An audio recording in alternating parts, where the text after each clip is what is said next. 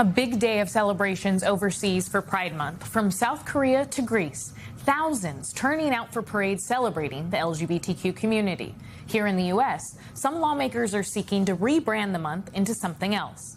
Joining me now is Sarah Kate Ellis, CEO and president of GLAAD. Sarah Kate, thanks for being with us. Several lawmakers are declaring June to be, quote, Nuclear Family Month instead of Pride Month. In Alabama, it's Strong Families Month.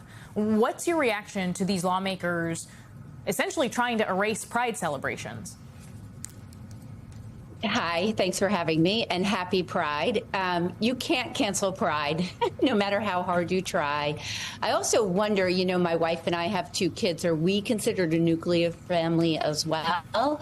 Or is it by definition a different way that they're defining it? So I think families are made of love.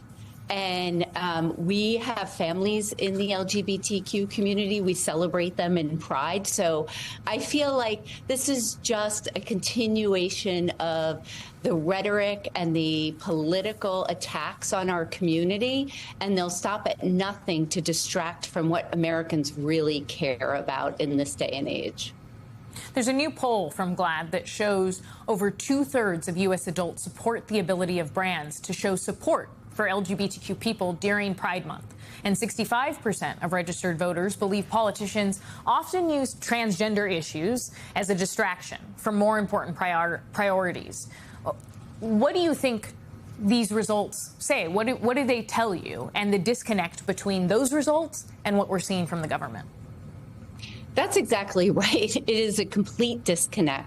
That's why we did this poll with MRI Simmons, or these 2 different polls. The first poll was with U.S. adults, and we wanted to understand how companies participating in Pride felt to them.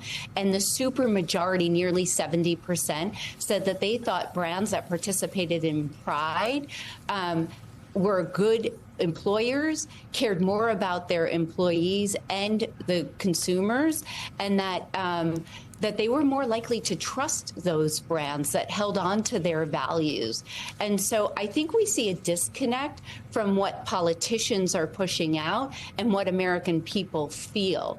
And so that's why we did the second poll, which was with registered U.S. Adult voters. And what we found in there is that exactly what you said, only 8% of registered voters feel that trans issues are an important issue in this upcoming election, the midterms.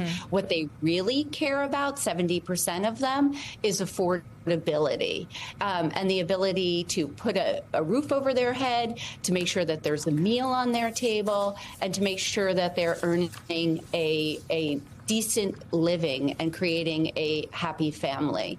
And so what we continue to see, there's over 500 anti-LGBTQ bills that have been proposed this year.